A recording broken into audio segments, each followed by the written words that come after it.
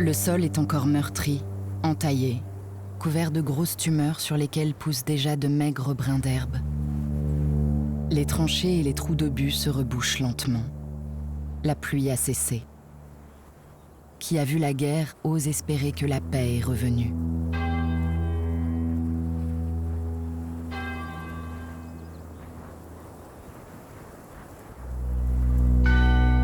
Le 11 novembre 1918 marque la fin de la Première Guerre mondiale. 10 millions de morts hantent les champs de bataille de la Grande Guerre. Jamais la guerre n'avait touché autant de familles et de nationalités.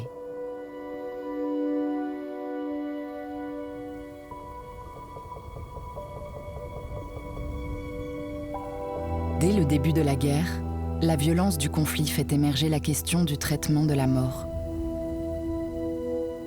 Avec le retour de la paix, se pose la question des modalités du deuil et du souvenir. En 1915, est institué le principe de l'inhumation individuelle et perpétuelle des soldats morts pour leur patrie, quelles que soient leurs origines et grades, leur nationalité, leur culture, classe sociale, convictions philosophiques ou religieuses.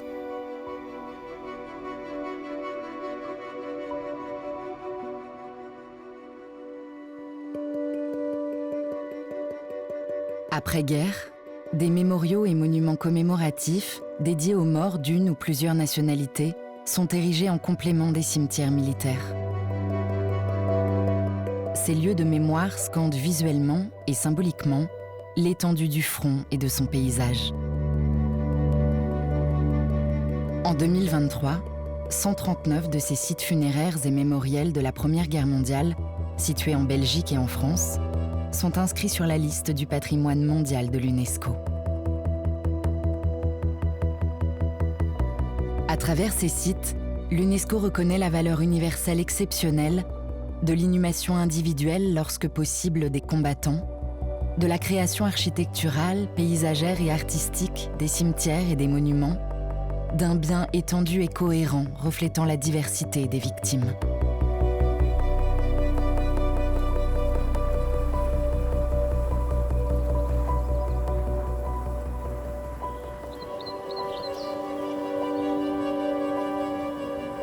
Contribuant au tourisme de mémoire des territoires, ces sites sont devenus des lieux de transmission et de conscience. Ils incarnent un plaidoyer pour le dialogue et la culture, participent à la réconciliation et à la recherche d'un idéal de paix.